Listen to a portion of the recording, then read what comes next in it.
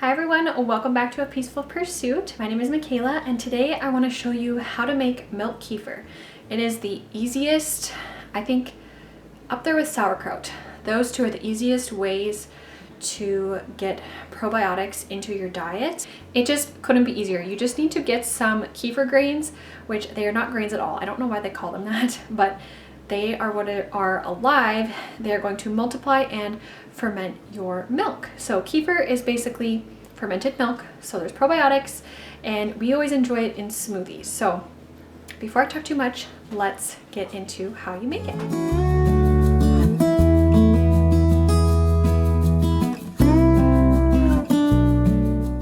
All right, friends, so I wanted to take you along as I do my milk kefir this morning. It is a super simple process. So this kefir has been fermenting, I don't know. To be completely honest, I don't keep track anymore. I probably do it anywhere from 24 to 36-ish hours. I definitely go longer than the 12 hours that I think most people do. But if you're just starting out, I would let your grains ferment for 12 hours and then you can work your way up. But all you're going to do is have a strainer, a glass bowl.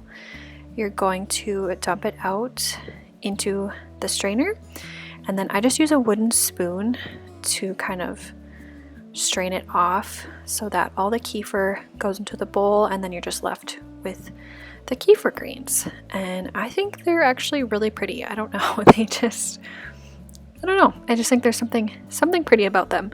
So once I get it all strained off, I'm going to just put the kefir grains into a clean jar. I use the spoon to do that, obviously. I guess a little bit easier than dumping them. You could dump them if you're not afraid of making a little mess, but I usually just use the spoon. And then you're going to cover that with fresh milk. So now this milk is not fermented yet.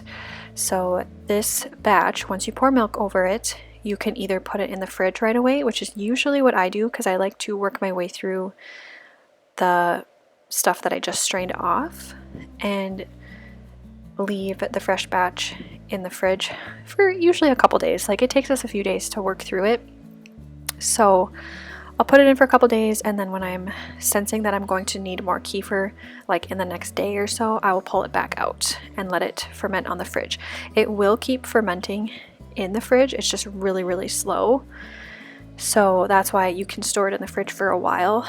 But I did take a break from dairy for a while, and I left my kefir in the fridge, or like my kefir grains with milk, for like a long time, like a couple months I think, and I did have a little bit of mold growing on top. So I think there is a limit to how long you can store it in the fridge, but it was a really long time. Like, it was at least a couple months. So you're good to leave it in there for a few days, a week, I would say.